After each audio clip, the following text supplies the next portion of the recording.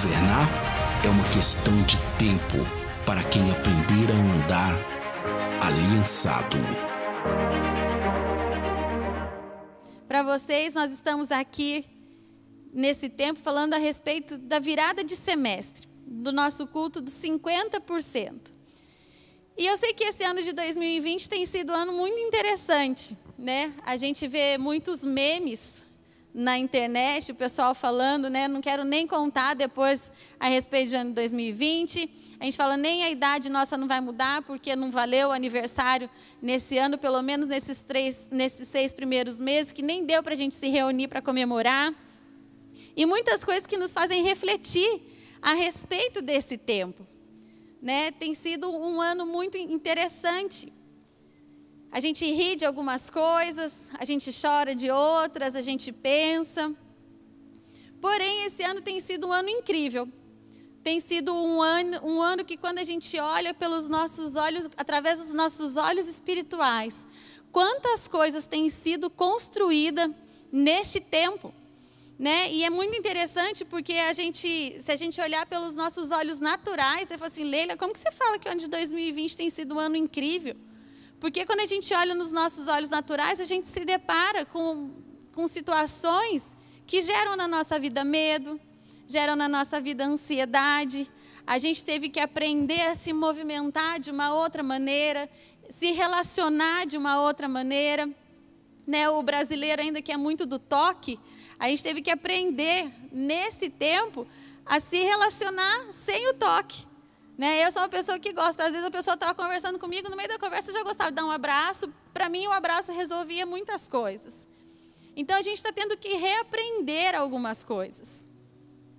Mas quando a gente olha pelos nossos olhos espirituais, a gente tem visto que é um tempo de posicionamento e maturidade.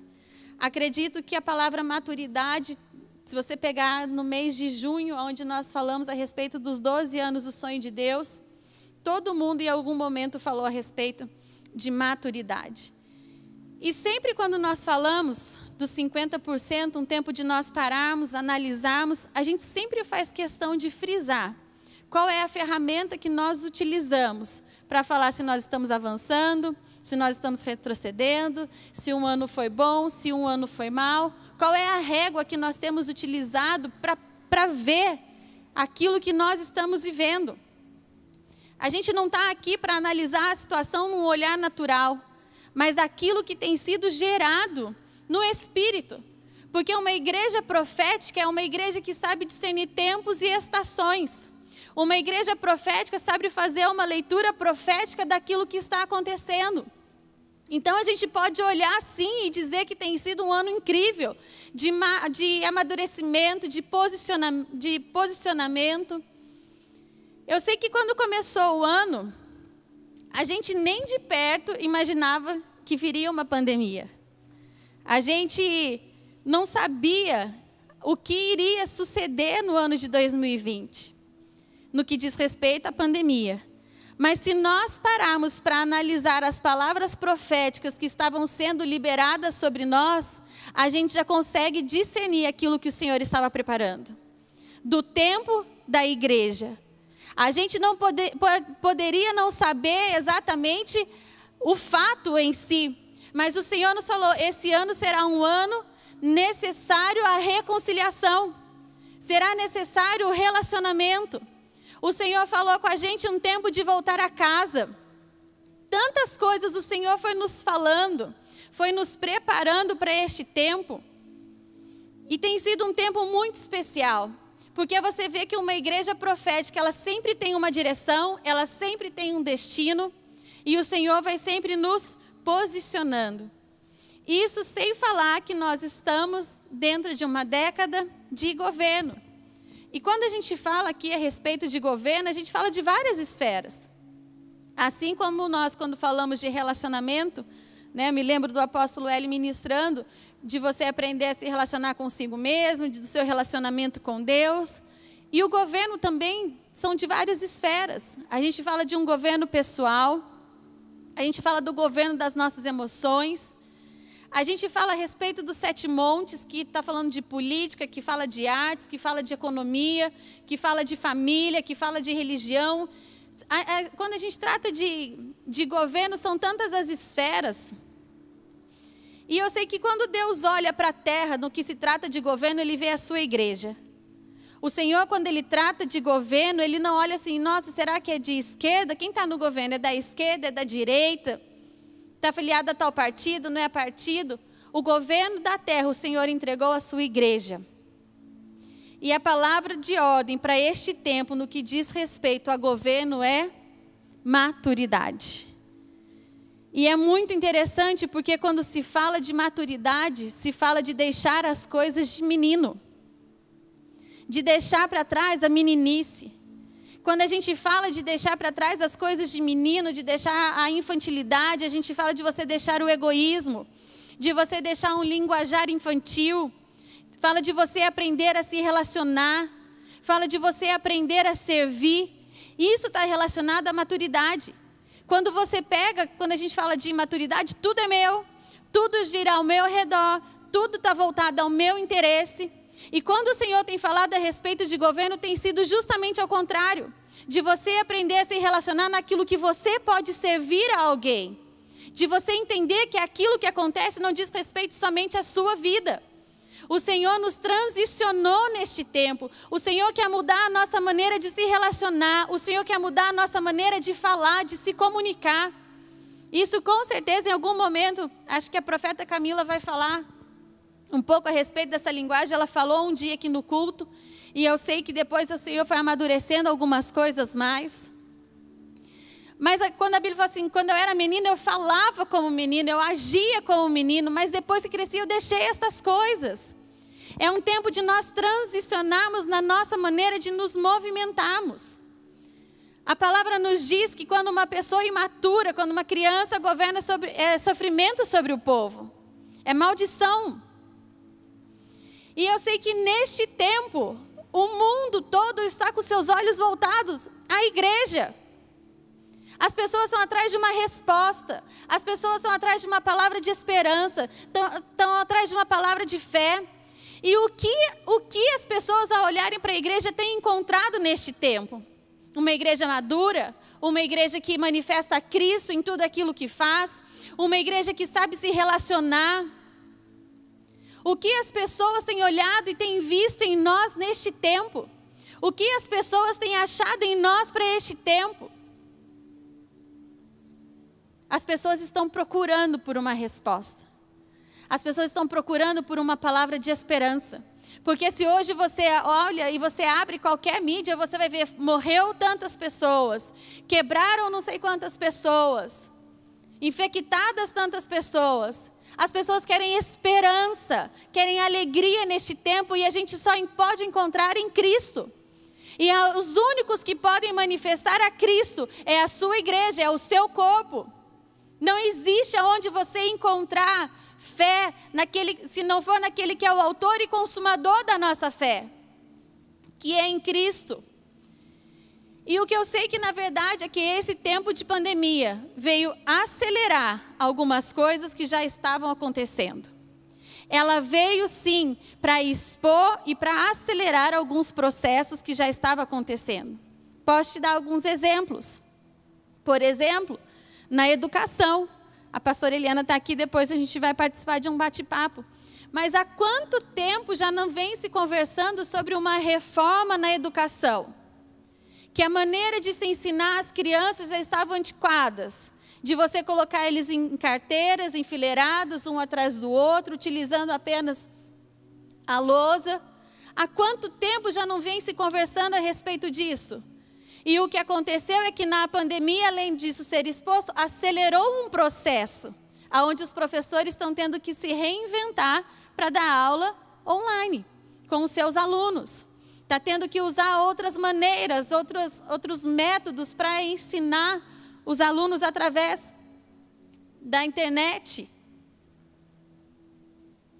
Há quanto tempo a gente tem visto falar algumas coisas na economia, que também acelerou neste tempo, que expôs algumas coisas. E isso a gente pode olhar em todas as áreas. E eu me lembro que no início do ano, eu vou dar um outro exemplo, a gente se reuniu com as ministras. E a gente estava dentro do nosso projeto para esse ano, estava que em cada culto das mulheres, nós teríamos um tempo para falar sobre política, nós teríamos um tempo para falar sobre economia, a gente teria um tempo para falar sobre a tecnologia, porque a gente estava vendo da necessidade das mulheres se envolverem nessas áreas também. E o que a pandemia fez? Além de expor essa fragilidade, ou não é uma fragilidade, mas além de expor a condição, né, das mulheres, o pouco quanto elas estavam envolvidas com aquilo, também veio acelerar um processo. Porque hoje as empresas estão trabalhando home office, as mulheres estão trabalhando em casa. Então você vê que, na verdade, o Senhor foi nos falando alguma coisa. E esse processo só veio acelerar algumas coisas. Você sabia no que diz respeito às mulheres, e eu acho que eu falei isso depois que eu li esse dado, eu acho que toda vez que eu fui falar, porque isso foi algo que me chamou muito a atenção.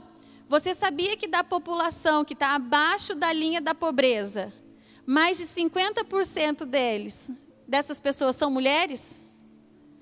Você sabia que de cada 7 em 10 mulheres, em algum momento na sua vida, passam por um problema, passam por uma situação de pobreza e dificuldade financeira? E o que a pandemia veio fazer? Ela expôs essa realidade, porque qualquer estudo que você for ver, vai falar que as pessoas mais afetadas na pandemia foram as mulheres, pelo tipo de trabalho, pela necessidade muitas vezes da mulher estar em casa, de ter que sair do seu emprego, agora com as crianças em casa.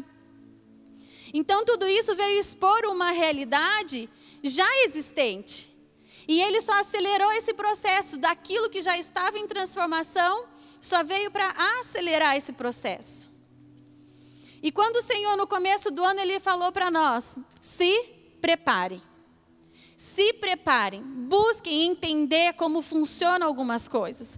Busquem entender a respeito de política. Nós não podemos ficar alheias àquilo que está acontecendo no mundo.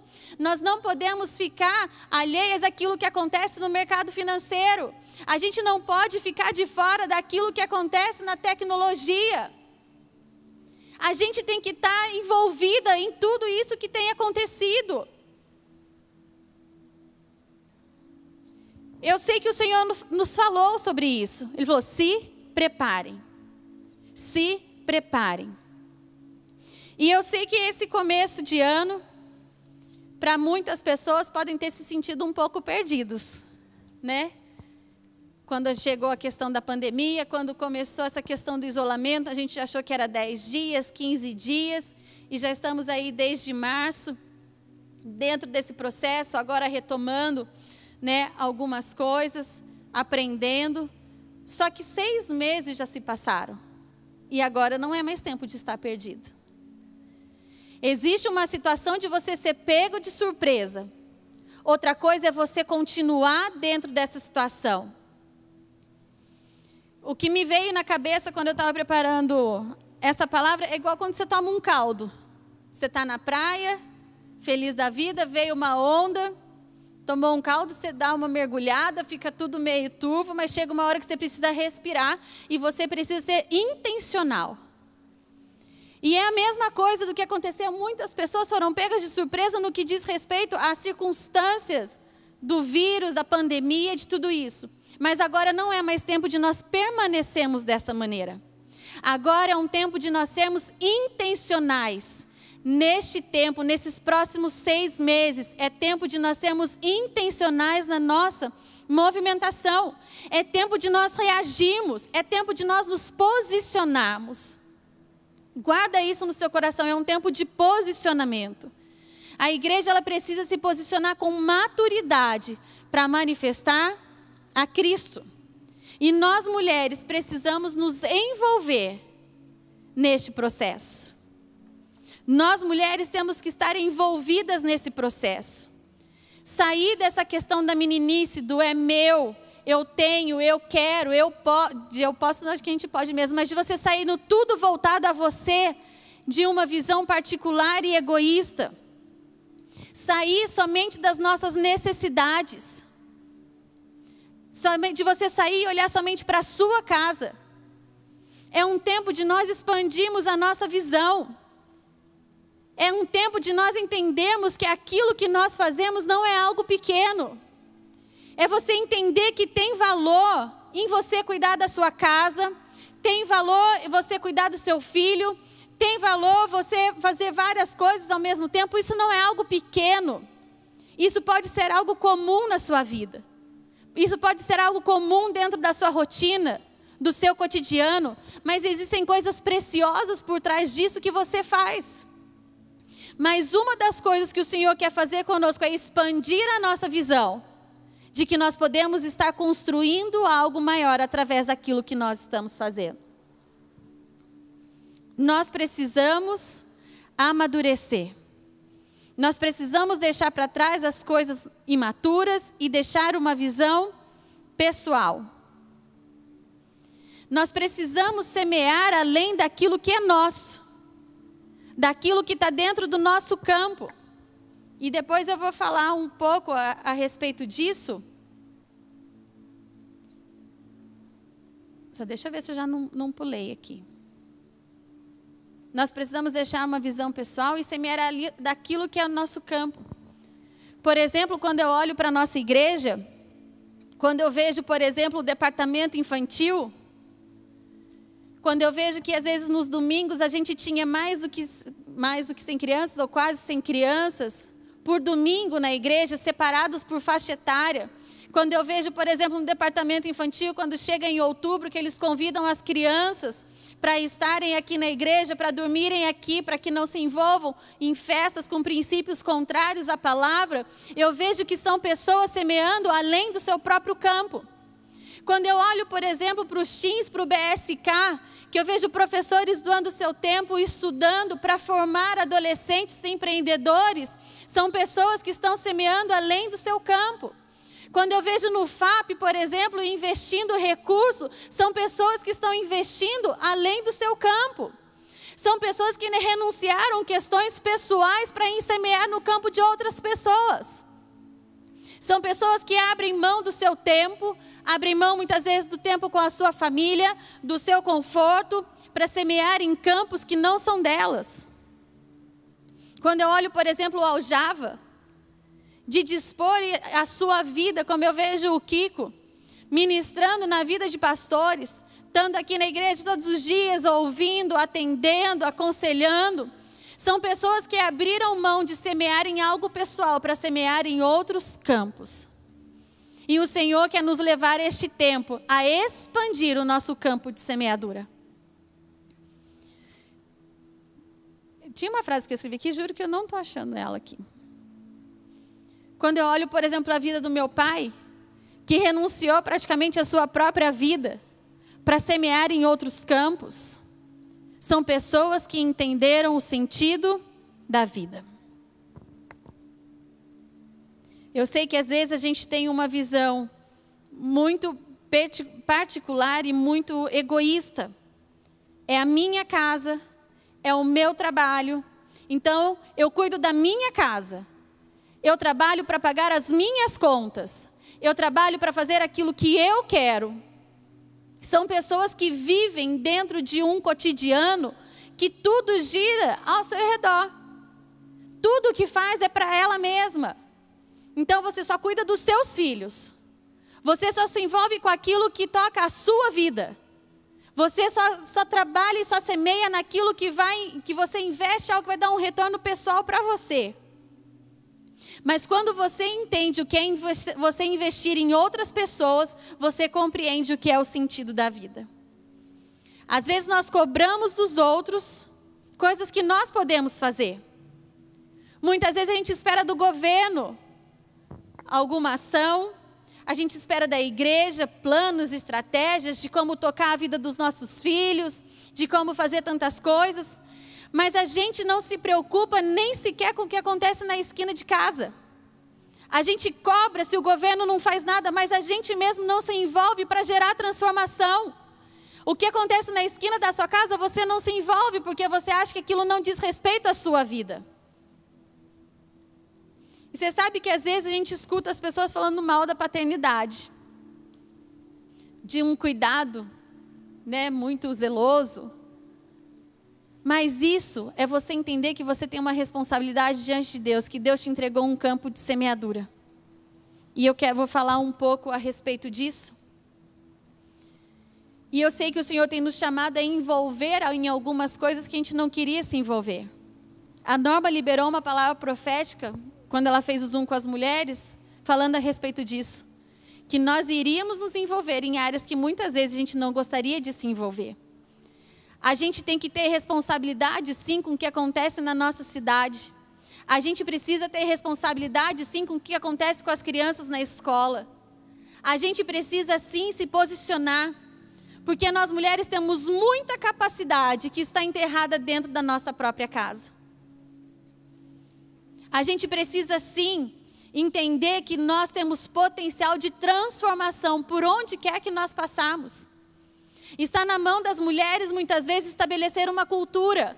Porque quem fica dentro da casa a maior parte do tempo com os filhos é a mulher.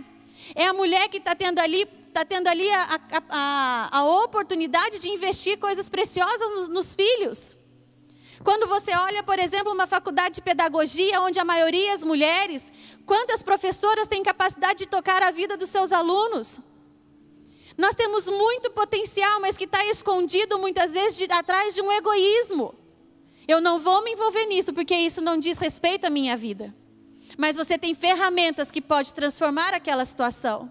E às vezes a gente fica assim, não vou me envolver, não vou falar, isso é problema dela, isso é problema daquela mãe. Nós mulheres temos um potencial transformador na nossa vida. Nós não podemos ficar escondidas atrás de uma visão imatura, pessoal e egoísta. O Senhor nos levou como igreja a nos posicionarmos. Nós estamos num tempo propício a estabelecer governo. E aqui eu acho que a gente já falou tanto a respeito de governo, de que o governo está muito mais ligado a você servir a alguém, de influência.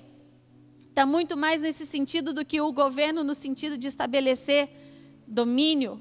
Não é esse tipo de governo que o Senhor nos chamou a estabelecer. Eu sei que nós estamos numa década de governo. Esses primeiros 6 meses o Senhor nos impulsionou a nos posicionarmos. A Zelina estava conversando com ela hoje e no sábado ela falou sobre isso. Não existe vento contrário. Todo vento nos impulsiona. Esse tempo nós somos impulsionados. Eu quero que você entenda nessa noite que você tem ferramentas de transformação na sua vida. Às vezes você fica só esperando o dia que o governo vai liberar uma ação e tem coisas que você pode fazer hoje com isso que você tem na sua mão. Eu ouvi uma frase que você educar filho é um ato político, porque você está preparando alguém para um governo. Você tem a possibilidade de preparar alguém para tocar a próxima geração. Mas às vezes a gente olha isso e acha isso pequeno. Eu me lembro quantas vezes eu tive a oportunidade de conversar com mães que deixaram o mercado de trabalho e voltaram para sua casa. E que se sentiam diminuídas muitas vezes por isso. Mas se sentem diminuídas porque não conseguem compreender o que Deus pode gerar através dessa atitude. Você está na sua casa não quer dizer que você é uma pessoa ociosa. Não quer dizer que você é uma pessoa alheia ao que está acontecendo. Você pode estar dentro da sua casa e estar completamente envolvida naquilo que está acontecendo, daquilo que o Senhor tem produzido. Requer de nós um posicionamento. E eu queria que você orasse a Deus para que Deus te desse estratégias de como se movimentar. A intercessão, né, Lu? Você pode estar dentro da sua casa tocando o que acontece no mundo. Você pode estar dentro da sua casa e movendo toda a atmosfera de uma nação, através de um período de intercessão. Através de você estando na sua casa, você pode lutar com principados e potestades. Você pode abrir porta, você pode fechar a porta. Mas nós desconhecemos as ferramentas com quais nós lidamos no nosso dia a dia, por achar que aquilo é algo corriqueiro, comum e normal. Mas quantas ferramentas preciosas você tem para chegar no coração de outras pessoas? A doçura é uma ferramenta que você muitas vezes consegue tocar o coração de outras pessoas. E você consegue, através da doçura, ministrar o coração de alguém. Quantas ferramentas preciosas nós temos nas nossas mãos e que nós não fazemos uso, porque nós menosprezamos aquilo que o Senhor depositou nas nossas vidas. Eu sei que o Senhor nos dará estratégias, meios, maneiras de tocar o lugar onde você está. Eu sei que a gente olha como mulher, a gente tem muitos desafios, mas o que o Senhor tem gerado no meu coração nesse tempo é como tocar a sociedade onde nós estamos. Como gerar transformação no lugar onde nós estamos. Como tocar a vida de mais mulheres. Como tocar a vida de mais adolescentes. Como nós podemos nos movimentar. Nós precisamos olhar para nós e ver as ferramentas que o Senhor tem entregue a nós nesse tempo. Nós podemos tocar mais do que nós temos feito até hoje. E uma das coisas que o Senhor tem colocado no meu coração é a respeito do campo de semeadura. Que o Senhor está expandindo o nosso campo de semeadura. Ouvi claro do Senhor isso nesta tarde. O Senhor está ampliando o nosso campo de semeadura. A semeadura é um princípio da palavra. E você sabe que os princípios de Deus são infalíveis. Os princípios de Deus não falham. E a palavra ela é clara quando ela diz o seguinte, que tudo que nós semearmos, nós colheremos. Se você semeia honra, você colhe honra, porque a semeadura e a colheita, ela é por espécie. Então, se você semeia honra, você vai colher honra. Se você semeia discórdia, você vai colher discórdia. Se você semeia fidelidade, você vai colher fidelidade. Se você semeia recursos, você vai colher recurso. Semeia misericórdia, vai colher misericórdia. E isso é um princípio e uma chave tremenda para a vida. Porque nós podemos ser intencionais naquilo que nós queremos semear. Nós podemos ser intencionais. Guarde essa palavra, é uma palavra que a gente gosta muito, mas é sermos intencionais. Nós podemos ser intencionais na nossa movimentação, nós podemos ser intencionais na nossa semeadura. É o Senhor que nos dá a semente. É Ele que entrega nas nossas mãos as sementes para semear. E o Senhor falou tão forte comigo nesses tempos a respeito disso. Se você está precisando na sua vida misericórdia, semeie misericórdia, para que você possa colher misericórdia. Você precisa de perdão na sua vida? Semeie perdão. Você quer investir nos seus sonhos? Invista primeiro no sonho de alguém. Porque tudo aquilo que você semeia, você vai colher. Isso é infalível. Então, se você precisa na sua vida hoje de misericórdia, pode ter certeza que existe um campo de semeadura para que você possa semear misericórdia. Há um campo de semeadura preparado perto de você. A nossa vida é cheia de oportunidades para semearmos. Seja intencional na semeadura. Seja intencional naquilo que você quer colher.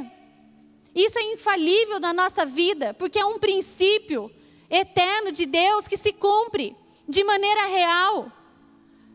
Um dia nós vamos poder contar muitos testemunhos aqui de maneira mais clara e aberta.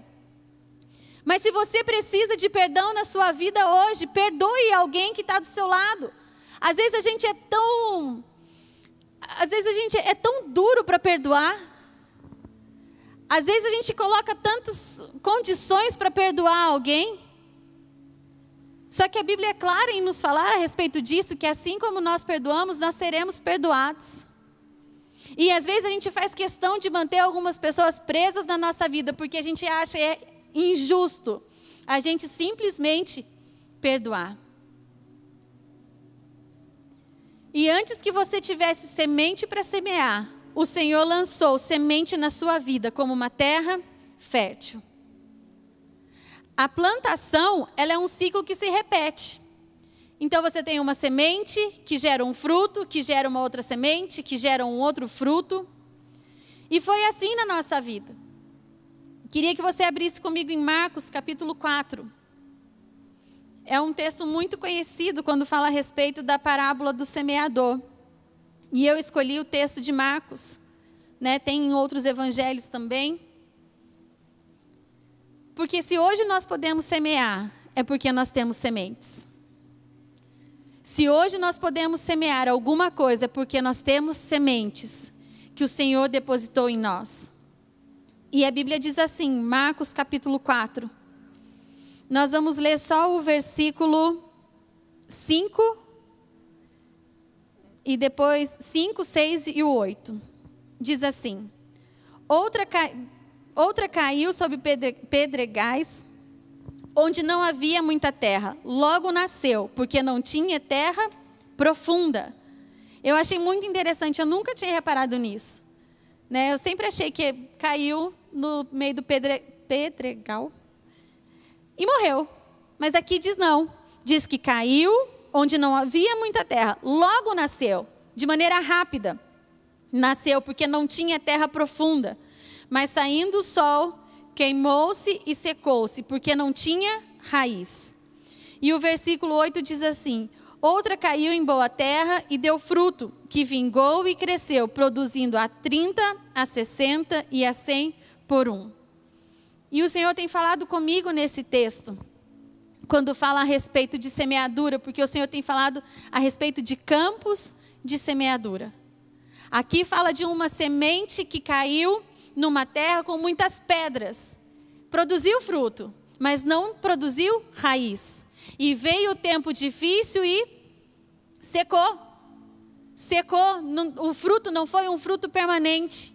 E quando você olha para a nossa vida e você olha para Ezequiel, por exemplo, diz o seguinte, quando o profeta falando: E dar-vos-ei um coração novo, e porei dentro de vós um espírito novo, e tirarei da vossa carne o coração de pedra, e vos darei um coração de carne.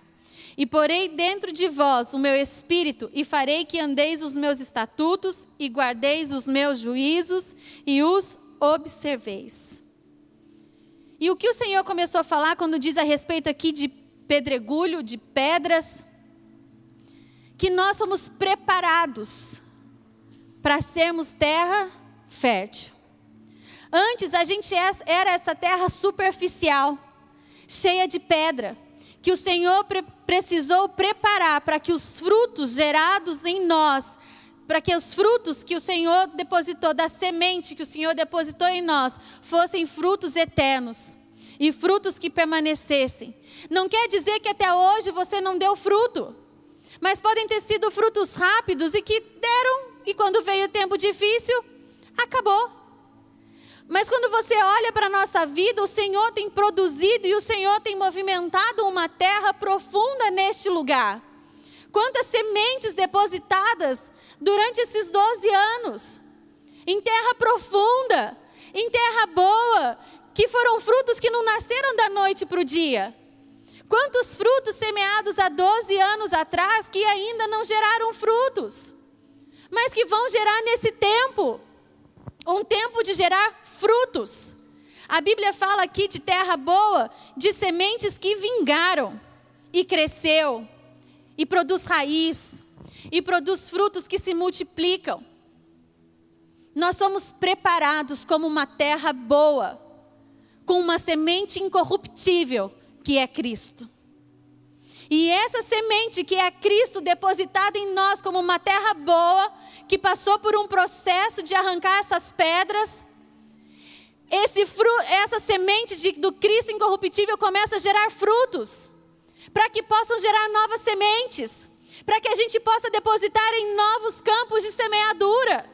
Então, se na sua vida, através da semente incorruptível que é Cristo, você produziu um fruto de misericórdia, hoje é tempo de semear misericórdia.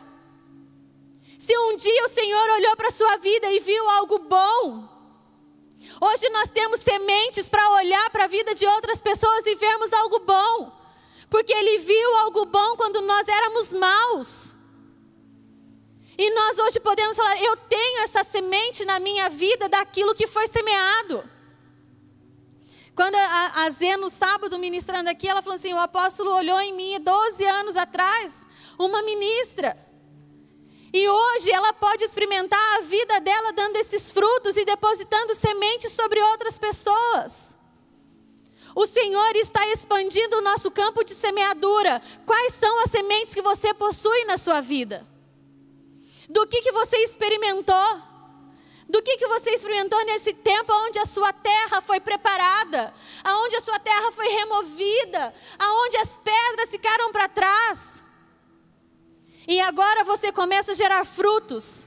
E você pode depositar sementes sobre a vida de outras pessoas. E frutos permanentes. Frutos permanentes. O Senhor tem falado a respeito disso. Frutos permanentes. E frutos que produzem multiplicação. No meio do pedregulho a gente dá fruto sim. Mas a gente não estabelece raiz. São frutos que determinam de acordo com a estação.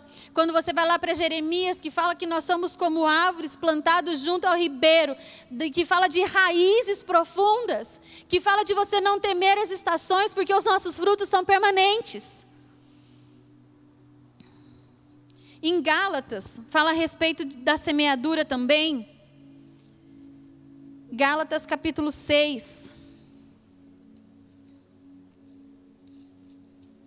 Deixa eu ver se eu copiei. Gálatas capítulo 6, que diz assim, no versículo 7, não vos enganeis, Deus não se deixe escarnecer, tudo que o homem semear, isso também ceifará. O que semeia na sua carne, da carne ceifará a corrupção. E o que semeia no Espírito, do Espírito ceifará a vida eterna. Aqui fala de um princípio infalível, semeadura. Aquilo que você semear, você vai colher. Aquilo que você semeia no natural é uma semente corruptível. É algo que pode sofrer corrupção. Mas quando você semeia do Espírito, aqui diz a respeito de uma vida eterna, fala a respeito de frutos eternos, de frutos permanentes. Quando fala dessa vida, está falando da vida Zoe, da vida de Cristo em nós. Porque muitas pessoas podem semear. A gente pode ver muitas pessoas fazendo boas ações, a gente vê muitas pessoas ativando o potencial de outras pessoas, a gente pode ver um governo bom, mas existe uma semente que somente a igreja de Cristo pode semear, que é semente incorruptível. Qual a raiz que nós estamos nos movimentando?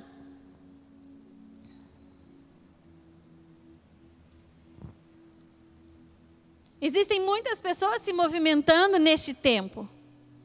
Muitas pessoas fazendo boas ações.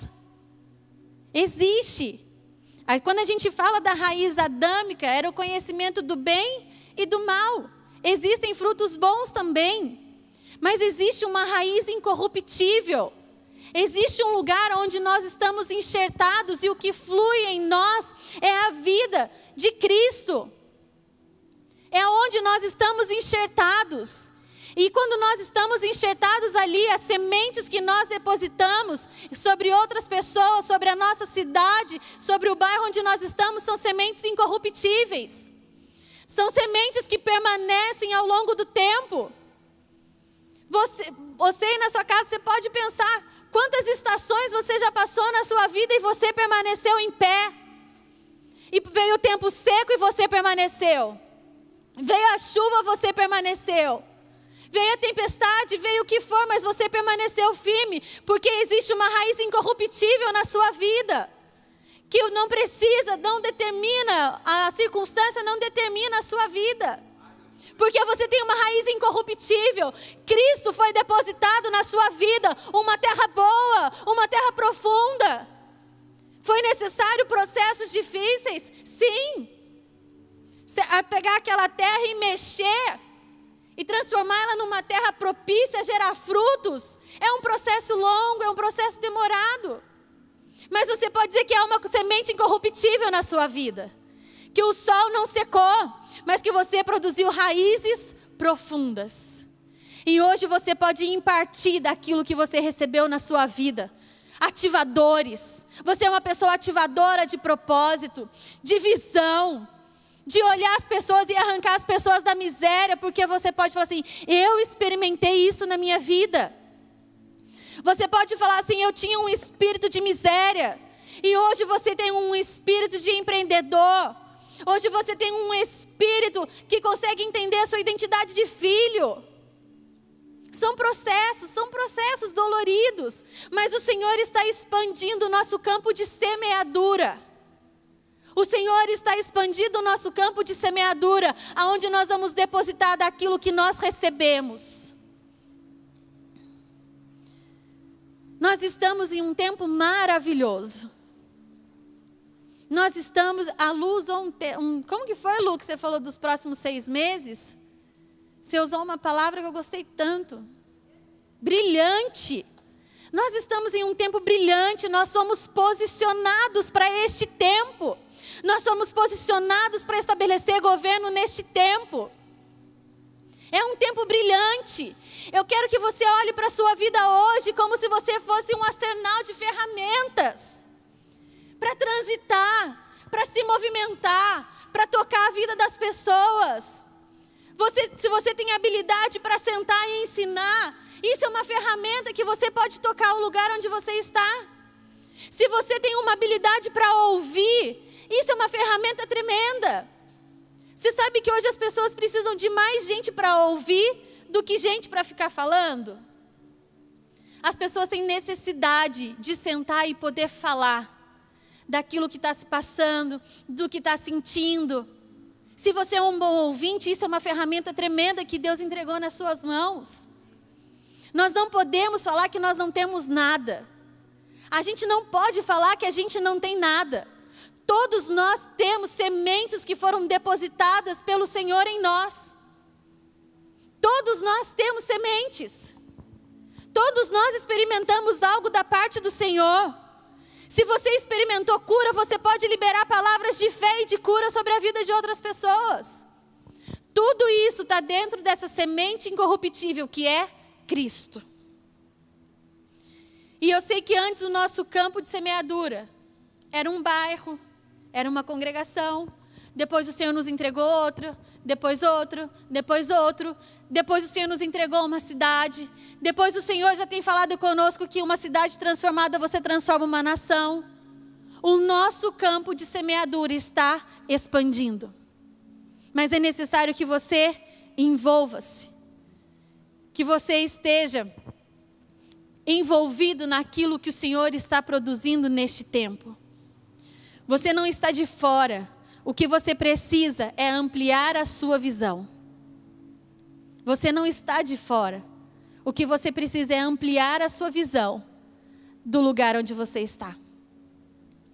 Você precisa olhar para as ferramentas que você tem na sua mão e entender que são ferramentas preciosas. E eu quero declarar esse tempo sobre a sua vida, um tempo de expansão, de visão. Sai de um campo de semeadura pessoal.